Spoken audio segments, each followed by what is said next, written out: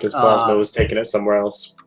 Yeah, our at the time at the beginning of the season, our understanding was Plasma wanted to take Go Again and make it an open division team, and kind of started doing that, and it kind of hasn't happened. So yeah, that's basically what happened to Go Again. Gonna be honest, my answer's short and simple. Wasn't here for season 0, so I have no idea.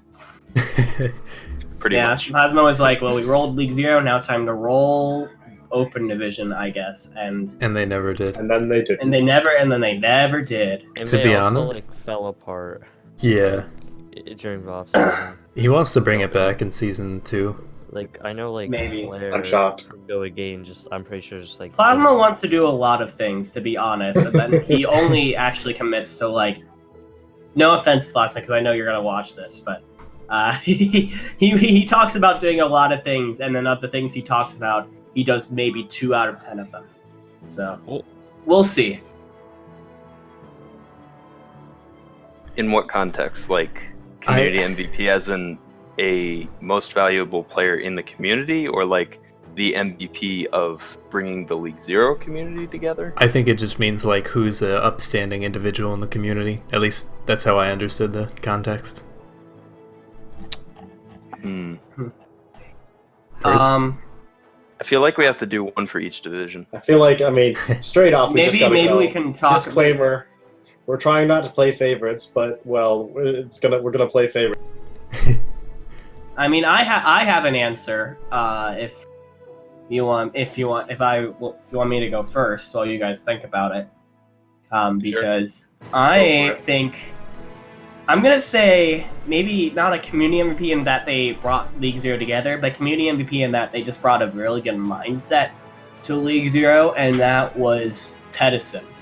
And the reason why I really liked Tedison, especially in the beginning of the season, is that he was very involved. When I made the video at the very beginning of the season, he came in, he played in almost every pug that we held, at least at staff. I saw him around several times. And, he tried his best to make himself stand out to a team, and he did not get picked up. He didn't complain about not getting picked up at all, even though he had sunk a lot of time in the pugs. He was like, all right, let's see what else I can do here. Joins Pepega Parrots at the time as a coach, and is credited a lot of the time by the Pepega Parrots as one of the big reasons why they were off to such a hot start. And I think that just showed a really big commitment to the community in general. And, he played a little bit for the Chads, played a little bit for Newts, didn't do too great on either of them as a player. But I think he had a lot of drive to do good and contribute to the community, and I appreciate him for that. I think that's a pretty good answer. Thank you for your input. There's literally no contesting that answer. It's I'm still thinking. I'd have to give it to Lichness honestly. He went from probably the absolute worst case scenario from season 0 with like this toxic cesspool of a team, and completely turned it around. It's funny because the team was called Uwu. Yeah. The most toxic. Well, it was really just like one person. We all know who that is. But yeah, no one named him. So. That, and he speaks in GIFs, and I appreciate his sense of humor so goddamn much. Yeah, Linus is a very good option. Anyone else have any others? I'm gonna throw out Tanic. He just kept going. Like, Flat Chat, the worst team? Nah, just keep going. Just keep going. He ended up winning it all. He was always around. He was the most active Plat Chat, which is always impressive. He just kept going. It's funny because I remember mid-season when he was asking to be traded to Pepega Parrots. I think if we're going to be on that track, then we also need to shout out D'Artagnan and Raging Ghoul for, and in smaller, who else was, and to a smaller extent, maybe Pixel Storm for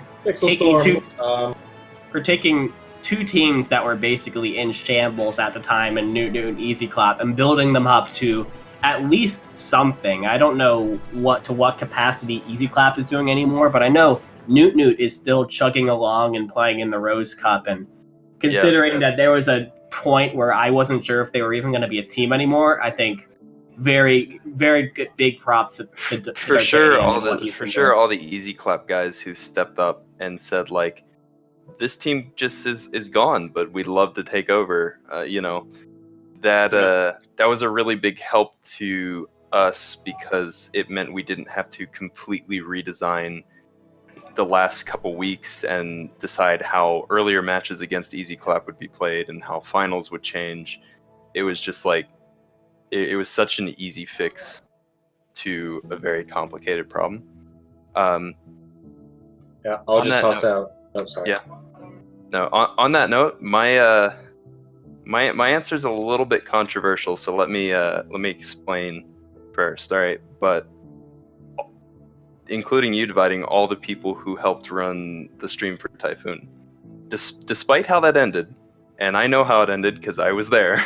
Yeah, Sean was there. I think it says a lot about how, despite the drama that can happen in this community, despite the toxicity that can happen in this community, I think it says a lot that in someone's time of need, or what appeared to be their time of need, this community was willing to step up basically over the course of a couple days and just raise hundreds of dollars to help them in a difficult situation.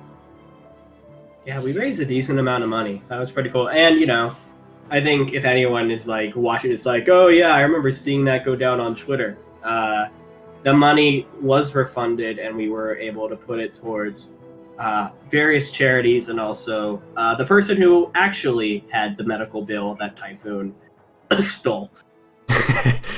Yeah. Anyways, I think we move on. Yeah, I'll just quickly toss out Zach. From one Zach to another, Zach of Double Cap, who initially took over after the Rock Siza I thought you meant yourself for a second. I am the most humble. Me! I'm the MVP.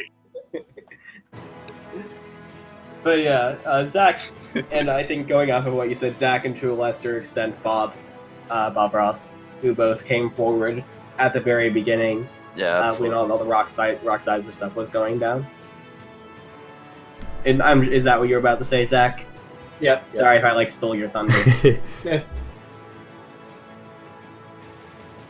All right, so okay. Basically everyone you see here. I got this one down to a T because I rewrote the rules at the beginning of the section and was changing the numbers and stuff. I don't know how many there were season 0. There was the exact same amount, team, 11. Right? There was one for the each managers, the staff, and then also dividing. There were some co-managers, stuff like that. So there were 11. Yeah, so beginning. I think they turned out to 11.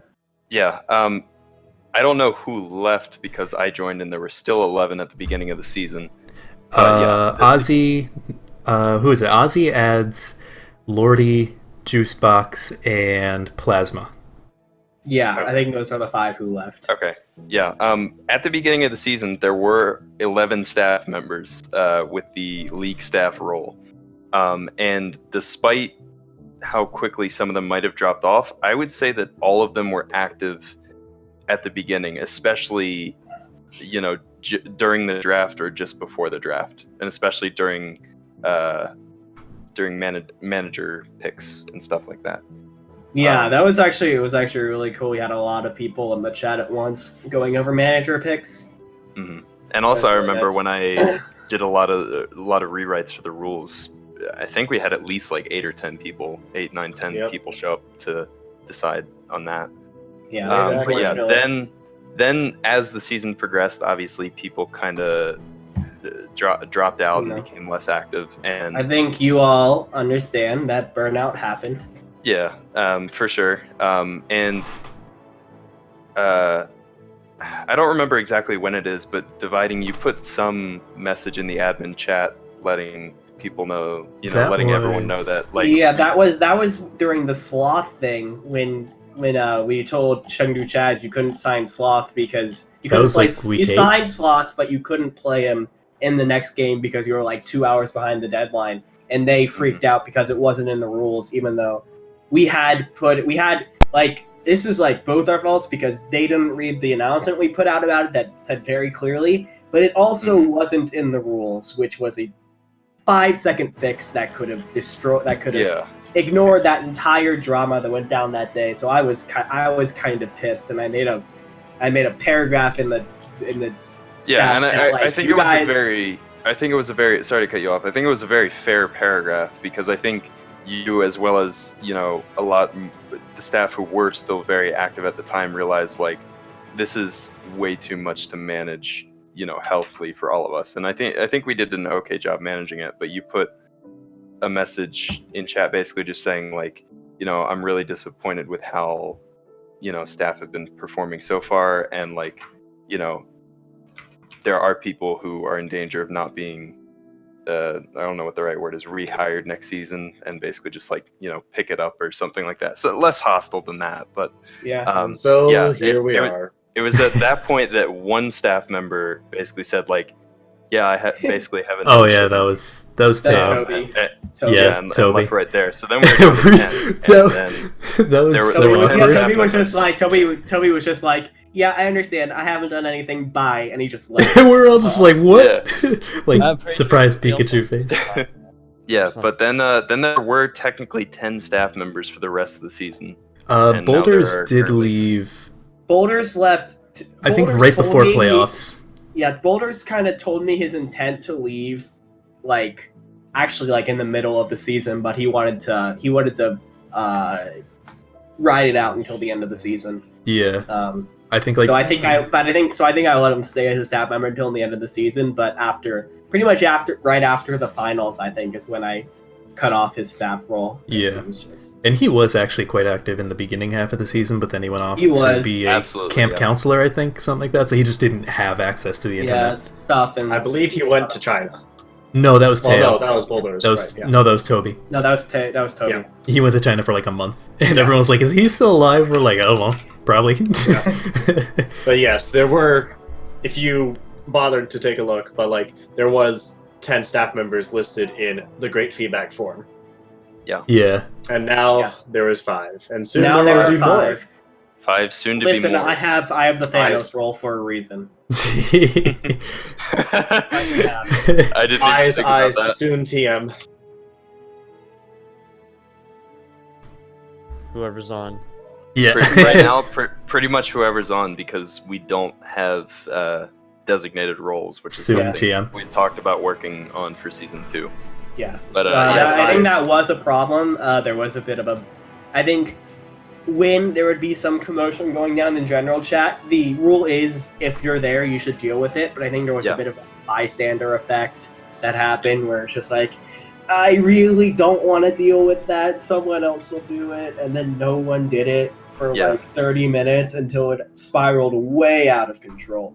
It does say in the current version of the rules that all staff members, because we weren't admins until recently, we were just staff that were also admins. There wasn't like a designation, I take it the- says that staff all have equal powers and responsibilities, and we just kind of like unofficially designated stuff that we were best at. For example, Acri with production. Well, I did that for my staff application. I was like, I can do this. Yeah. But yeah, it was really just whoever's on. I took care of the typhoon situation because I was awake. Why don't we go down the call and just All say right. our favorite moments? Starting with that group. From season 0, probably the one game that I played for Platchat against Newt Newt, where we had a very strict plan in mind, stuck to it, and won that game pretty heartily.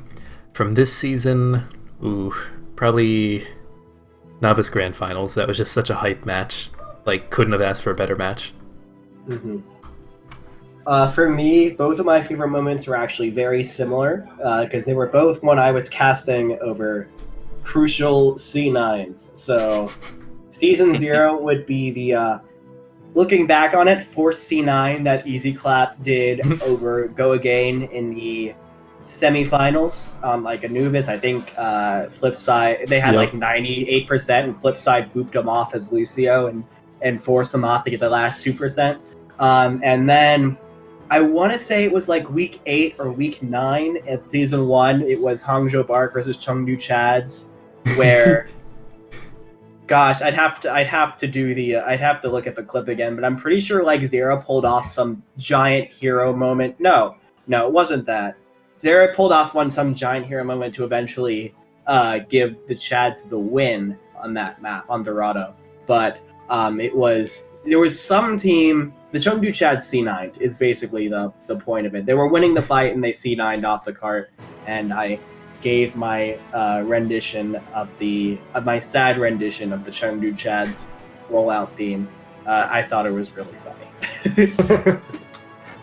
I'm Stepping off not, the point, it's a Chengdu Chads. I'm not sure exactly what my favorite is. I definitely have like a top 3. The earliest was probably, it's kind of like a not special answer, but I really enjoyed hosting my first couple of pugs for people. It was just really fun because that was like the first opportunity I had to get to know people in the community. The second is kind of a meme, but I don't want to just keep talking about Typhoon, but the morning after going to bed at 10 a.m., that was the best I've ever slept in my life. Because I had just been like full trying to manage like, general chat and talking to Typhoon and like a whole bunch of other stuff, and I was going like 110% for like 8 hours straight when I should have been sleeping. And so yeah, that was nice. And then my third one I'm kind of stealing from Acri. Watching Platchat Shanghai run was amazing, especially because I hosted the quarter and grand finals for that. It was really great to, I don't even think they realized it. It was really great to just kind of see Platchat's mentality change over the course of like 2 or 3 weeks. It happened over 2 weeks, right? Playoffs. Yeah. And just see how, I don't know, they didn't come into it thinking that they were going to be defeated, but I don't even know how to describe it. It was just really cool to see and really cool to watch live. Yeah. Zane, you got any? Yes. Let's see. Season 0. Easy clap, rolling wild cards. Good times. Yeah, that's one answer. And another one? Yeah, One for Trick season 1. Wonders. Yeah, season 1. One Trick Wonders versus, I want to say, Bot Burgers. It was like a 3-2 match or something like that. It was really close. It was really back and forth every map. I don't have much explain to do about either of them, but those are just my picks. They were very memorable. All right, Zach, you got All right. For season 0, I'll actually just go getting the opportunity to get in early and just be like, hey, I'm a captain and I'm here and I'm special. I'm just gonna interrupt here real quick. I'm sorry, real quick. Bot Burgers and One Trick Wonders never went to 5 maps. No, It might have been Double Clap. It was something like that. I don't really. In remember. One Trick Wonders and Double Clap in season 1 when they did the first League Zero reverse sweep. That might be what you're talking about. Yes, that's what. Okay. Okay, back to Zach. Alright, so yeah, we got that for season 0. And for season 1, I actually really like just like being around and participating and helping out with the draft for some reason. And somewhat cheating, but in terms of things that happened almost afterwards, I just gotta say, like, I'm Yoda. Whoa, Wonder I'll Hater, drink to that. speaking straight facts. Hi, Shund. I don't know if I've ever seen this person before. I don't know how he got into this question and answer, but I guess I'll answer his question. I honestly, I know there are a couple of people who would disagree with me, but I think season 1 in just about every way was better than season 0. I'm not saying season 1 was perfect because it wasn't even close, but I think overall we had, people talk crap about the staff members a lot, but we had more active staff members than we did last season. Last season it was the Plasma Show and basically no one else. We had more. We were able to pull off a bunch of cool stuff with production thanks to Acri. We were able to stream every single League Zero game that wasn't a forfeit, which I thought was awesome. We started this precedent of having these weekly podcasts around our league, which now I see Snowball is doing, and I think Tournament of Kings Row did that as well. They And did I it think for we like kinda 2 set- weeks. well, they tried. But we kind of set a precedent for that, and now other leagues are following, which I think is really cool. We were able to, not quite implement it as well as we did, but I think the event organizer team is a good idea that we tried, and we're going to try and flesh it out more for season 2, and I think that's going to be really cool. And I think the community overall grew and we met a lot of more really cool people, and I thought, I think overall season 1 again had its low moments, but overall, when comparing it to season 0, no question I prefer season 1.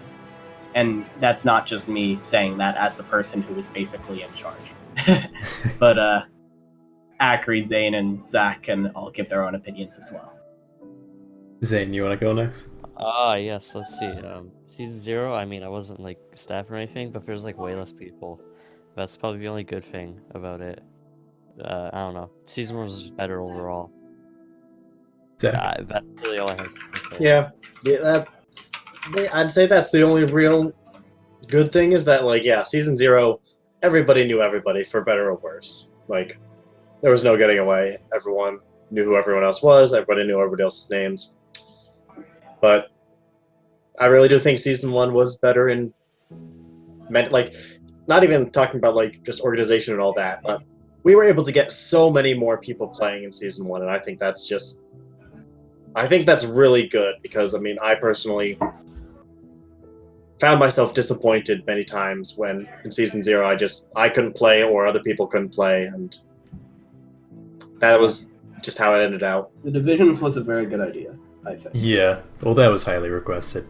And personally, I think season 0, I think for a lot of people that say season 0 is better, is because they're seeing through rose-tinted goggles, where we had this extremely unique event, really, where, like, we were never going to be able to replicate that regardless of what we did, even if Plasma was still in charge and it was just a Plasma show for season 1, like, we would have never been able to recreate that. And I think in terms of, like, the league itself and the organization, it's considerably better. I think, I might have been spoiled on season 0 for Platchat, because we were by far the most stable team, aside from maybe Go Again, but they just weren't really a part of the community in the first place. But I think, all in all, I'd give, like, season 0, like, not counting, like, Platchat, taking that bias out of the situation, give season 0, like, a 4 out of 10, and season 1, I totally forgot to mention that, about how, like, in season 0, like, every single team except for maybe Platchat and Go Again was threatening to completely collapse at one point. Yep. And this season, I can say 10 out of the 12 teams we at least knew for sure were still being teams. Yeah. So I think that's pretty good. Yeah. Anyways, what I was saying, I give season 1 like a 7 or an 8 out of 10. I think an 8 out of 10. Yeah, low 8. Sean, what are you excited about for season 2? Why don't you answer your own question? I'm gonna be honest. I'm very excited. I'm very happy that you asked me, because I asked this question for a specific purpose. Because I have a lot of things I'm very excited for in season 2. The biggest thing is, I'm gonna leak it right here, right now. It's something I've been hinting at for a long time. I think I was talking to Artemis about it specifically, but in the current, I described it. I had to describe it vaguely because I didn't want to leak too much at the time. But I described it as the biggest quality of life change I think season 2 will have, and that's that. For the past couple months, really, I've been rewriting a lot of again to kind of make them clearer and stuff like that, because I know that's a big complaint a lot of people had. But with that, in the current draft, the rules from now on will now have a change log, where in every update you can see the section number that changed, and it'll have a brief summary, and then you can go to it exactly to see what changed specifically. But that's what I'm excited for. It's a very small thing, but it brings me a lot of joy. I think it's awesome that you're really passionate about that. I think I am overall. I think I'm in a situation where I'm kind of have to oversee everything, and in doing that, that makes me really excited about everything and things that maybe I can't quite reveal yet. But there's a lot of very cool things going on that we're making we're just trying to make season 2 even better than season 1, and I think we are making a lot of really good steps to do that, and we'll continue to make good steps to do that. I have a couple ideas that I haven't even really brought up to the rest of the people here yet. I'm waiting until we have a full staff team, but I think we have a lot of good ideas to make season 2 even better, and Sean wouldn't know one example of that, and everyone else can go through what they're... Honestly, a more specific question would be what we're not looking forward towards for season 2, because, you know, as we were just talking about in the last question about I'm not looking forward to the wait.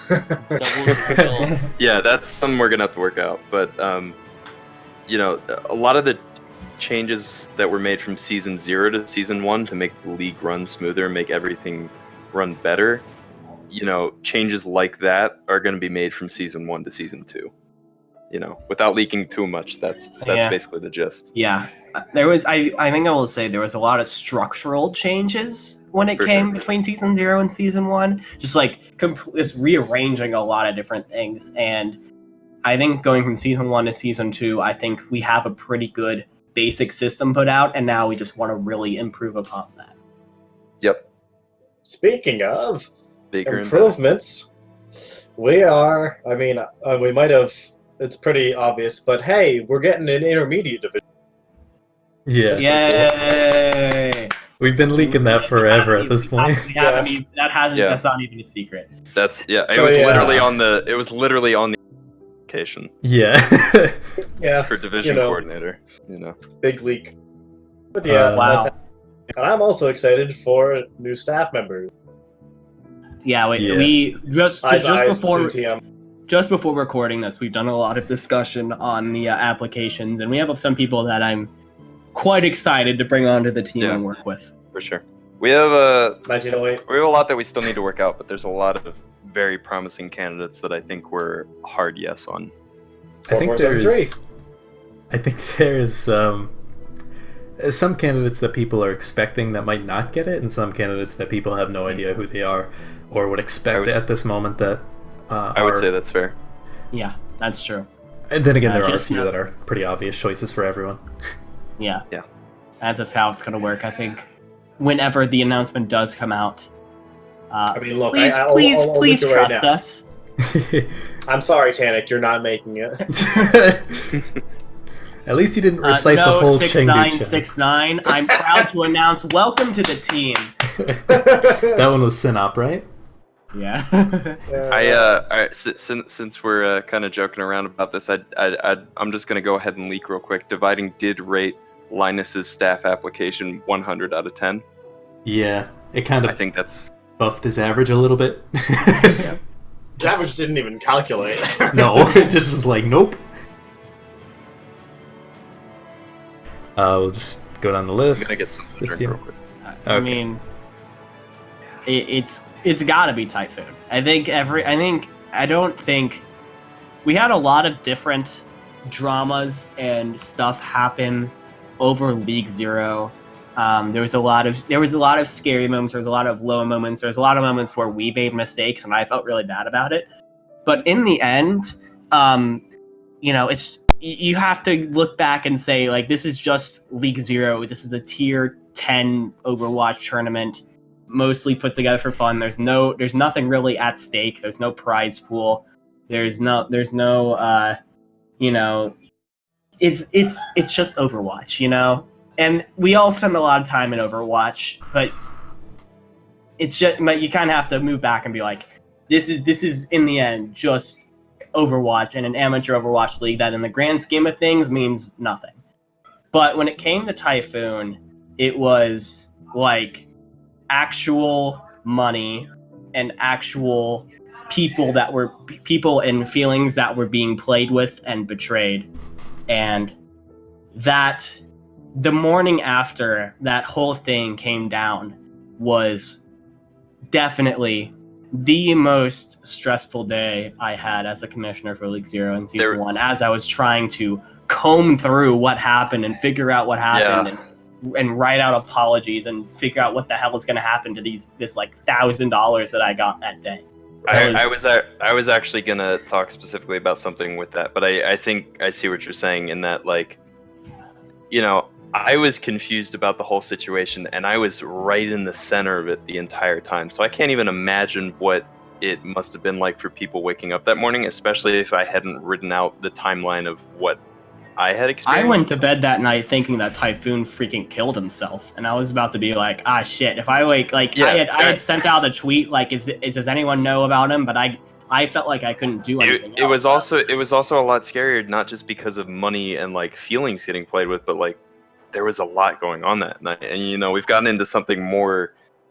This is kind of a more serious topic, but like there's just so much to that situation that, you know, I guess I'll talk more about what I was going to talk about. My scariest part from that is that, you know, I thought that I was afraid it was at one point that it was going to be the end of League Zero, and in a way the end of me, if that makes sense. That sounds a lot more selfish, if you know, than I want it to sound. But you got to understand that, like, you know, I really only became incredibly involved in the Overwatch community in the past, like, I'd say not 9 or 10 months, maybe. You know, I just escaped. You know, I just stopped being a hard stuck plat in like January, and so like, you know, League Zero is probably the most involved I've been in the Overwatch League community. And that morning after, you know, the Typhoon situation literally blew up all across the Overwatch community. You know, it was the top. Yeah. It was the #1 post on Overwatch TMZ, stuff like that. And you know, I'm not going to mention names because I don't think they meant any ill will, and they handled it very professionally. And I think I don't think either of us hold any ill will towards each other in that situation. But there was I was DMing a streamer that morning on Twitter, who was kind of very remotely involved in the situation, and they said that, you know, it sounded like I had been defending Typhoon a little bit in the doc, and I didn't want it to sound like that at all. And so I was very afraid that, you know, I was not, I don't want to say I felt like I was going to be like outcasted by the Overwatch community. That's like way too dramatic, but like, you know, it was just a lot to handle at once, you know, that whole night, and then being smack dab in the center of a situation that was, you know, spread widely across the Overwatch community. It was a lot to handle, if that makes sense. Yeah. Anyone else have anything else besides Typhoon? I know I do, but it's tough to top Typhoon. Yeah, well, mine is more personal and probably a bit more selfish. That's totally fine. there was 1 week around like week 3 or 4 where literally every single staff member was busy with school or work or God knows what else. And they had let us, like, everyone had let everyone else know ahead of time. But as it turned out, I was like the only one there. So for probably a span of 4 to 5 days, I know the meme is that I talk the most in chat, so it seems like I do everything, but for those like 4 or 5 days, I legitimately did like everything. Like, I was editing the countdown, I was getting all the I was doing like all the production stuff that I normally do, on top of like dealing with all the logistics of like keeping the registry up to date and making sure everyone was following the rules. And it was like, the scary part wasn't so much that I couldn't keep up, was more that I could keep up, and I didn't want to breed that expectation that people were like, oh, he can just do everything, because that would not have been healthy. Yeah, wouldn't 'Cause have been healthy for you or really anyone in the community. Less so for the community. Like, I can... I hate to I sound... think being yes for the community, because I don't want the community to be overly dependent on one person's success. Success. I hate to sound... I don't want, like, God forbid, if something happens to you, Akri, I don't want the entire community to die because you're the only person doing anything. Yeah, right. Okay. Like, I hate to sound overconfident, but I can fucking tank this. Like, I can do it, but it doesn't mean I want to. And you won't. I mean, I'm League gonna be Zero, honest. I don't pay people to do League Zero, so it should not be a full-time job. Yeah, I mean, I'm gonna be honest though, Akri. Like, you do the work you do put into this community. I don't think it even needs to be said. Is amazing. It's amazing how dedicated you are, and like, it's. I don't want to like overstep my bounds and like, you know, what's the right word? Impose here, but like, I feel like you're basically the vice commissioner at that point. Like, not vice commissioner at this point, not necessarily in powers, but just in kind of like experience with the community, if that makes sense. Yeah. Is like no offense to anyone else. No offense to anyone else here, but when I had to go away for a week when I had to go away for a week for when I was off on a cruise and I had to turn my phone off for a long time, I legitimately didn't trust anyone to say you're in charge except no, I absolutely wouldn't. You know, I if I was in your position, I would trust Akri too, because I think that it's clear that you have a love for this community. You know, that sort of stemmed from me finding Dividing on YouTube really early on. Actually, I found him when he had less subscribers than me, but and then I just got like really involved in his main community, and that bled over here. So like I was just in the right place at the right time. Asked and answered 5. This has been it's been a while. Well, yeah. It's been a minute. Well, I'm sorry, Zach. I'm sorry I had to tell you like this. Did you kick him or did he just? I just disconnected him. You should be able to join back. Oh, okay. Oh, hey, welcome Zacharo to the team. Yay! Ooh. But realistically, I think the answer to that is, 3? Because we had Teo leave, we had Boulders leave, and right. Red X step down. So it was mostly just Night Pain and Victor. Yeah, Night Pain and Victor kicked. were the only people we actually kicked. I will say, there was a little bit of... there was something one day where Zara was adding Acronator, like, Red X told me he stepped down and didn't get kicked, and I don't believe that, and I'm mad. I want to go into detail about how I actually... The deal with Red X was, and I hope that he doesn't mind me. I hope he doesn't mind me saying this. Was that Red X is extremely active in the community. Even now, he's very active in chat. He goes in boys chats. He's a big memer. So he fits in well here. And is extremely active and well liked by the community. And actually, I did some numbers, and Red X was the second most active staff member when it came to helping out with putting on games, whether that be hosting or streaming or casting. I think he was involved in 12 games, while Akri was involved in 14. So he was the most. And I think if you're really interested, I think everyone else here was around like the 6 to 8 range. But when it came to when there was drama and when there was something that really needed to be taken care of and something that was important, Red X tended to just disappear. I genuinely do not remember a time where he was on and active when we were trying to, during the Roxaiza situation, during Roxaiza was the first thing that came to mind, but during any like drama situation that came out where we needed to make a decision, Red X, I don't think was there. And that bothered me when I was looking back at it. And after talking both with everyone else here and in DMs with Red X, I think everyone came to the conclusion that he is better off probably pursuing a manager role within the community, a team manager role within the community. And I think everyone here is in agreement that that's probably a better spot for him overall. Yeah, definitely. And he agreed. If I he 100% agreed. Yeah, if I can add on to that, like I'm not trying to like shit talk Red X here or anything. To be honest, I don't really know him, and I feel like I knew Night and Pain a little bit better in a way, because that's when most of the staff were most active, and that's when our opinions came out the most, is when drama happened or when a situation happened. And I'm not trying to shit talk him. I don't hold any like ill will towards him or anything, but I would mostly agree with that statement. Like when the Roxaiza situation happened, I remember I was going home for the weekend from college. I live about like 2 hours from where my like house is when I'm at college, and I was on my phone on mobile trying to contribute to the conversation as much as I could. So like there were times when people were in less than ideal conditions to be contributing to something like that going on, but it did feel like he was kind of absent during that stuff. Shout out to that time I was on the train. God.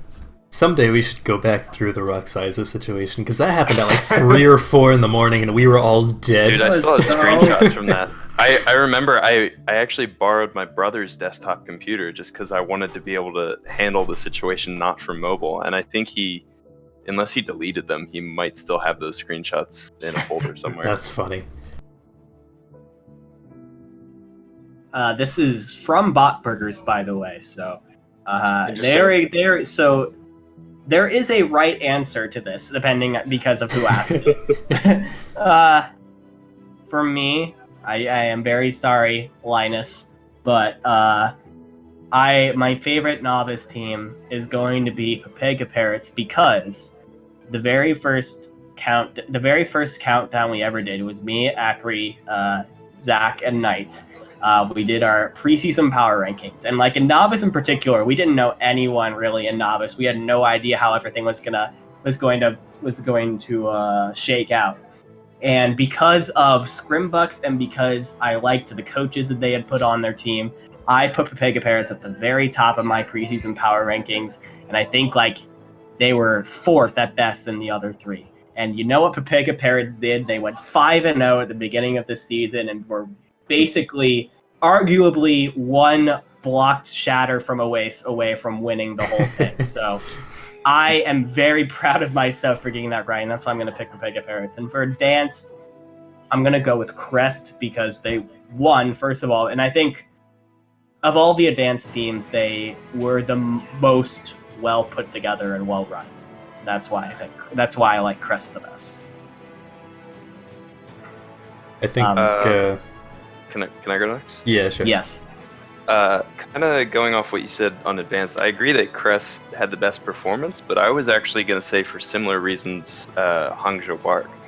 First of all, I gotta say the branding is pretty nice. I feel okay. Sorry, I'm gonna cut you off so I can elaborate on this. I think there were times when you could argue that the Hangzhou Bark were the best managed team in the league. There are times where you could argue that the Chengdu Chaz were the best managed team in advanced. Even at the beginning, you could argue that Easy Clap were being very well managed and they got off to a hot start. I think throughout the entire season, the Crest was, like, when you take the average, I agree. Crest was by far the most stable throughout the entire season. I would agree with that. Anyways, but I will shut up. That's not what I was gonna talk about. I was just listing the branding because that was kind of an additional point. I feel like it fits the style of the finger gun for the Hangzhou Spark really well, and is obviously a dog or a wolf, But I feel like Hangzhou Bark were kind of the same way. They were really well put together, but I feel like they were involved in the community a little bit more. I felt like I saw them more often, and I know there was that thing about like they weren't allowed to talk in general chat or something like that. That's a myth, but okay. Ozzy does keep a pretty tight grip on his teams. Yeah, but I don't know. I feel like I feel like the members of the Hangzhou Bark were involved in the community a little bit more. Not to say that Crest wasn't, but I don't know. Yeah, and then for novice, I'm gonna go with Rio, to be honest. I just felt like every time I hosted a Rio match, you could see the synergy that team had. You could see that, I don't even know how to describe it. It's I don't know. It just felt like they were really what any team aspires to be. They seemed like they got along pretty well, and they seemed like they had good synergy in game. Zane? Exactly what the Dividing said. Alright, and Zach? Let's see. For my preferred advanced team, I'm gonna go with Plat Chat. And for my preferred novice team, Someone just fell. Did I mention that my roommates are in the other room getting horribly drunk and playing Mario Kart? Yes. nice. Maybe not to the press conference. Not on call. Well, that's happening. Not in the recording. Oh yeah, that's don't know. happening right now. I'm not cutting this pod. Oh Very well, it's on. That's on the internet now. What you got for novice team, Zach? good. For novice team, I think I'll go. Honestly, I kind of got to go Crest as well. Just they were solid all the way throughout. They pulled it off. Also, always makes good graphics. So They gave us as staff the least headaches in the advanced division. I think I Yeah. can say. Which team? Sorry. Crest. Crest. Yeah, for sure. And my explanation is pretty simple for both of these teams. They are the teams that proved me wrong the most. Words. Papega Parrots for novice, and gotta be Chengdu, especially in the second half of the season for advanced.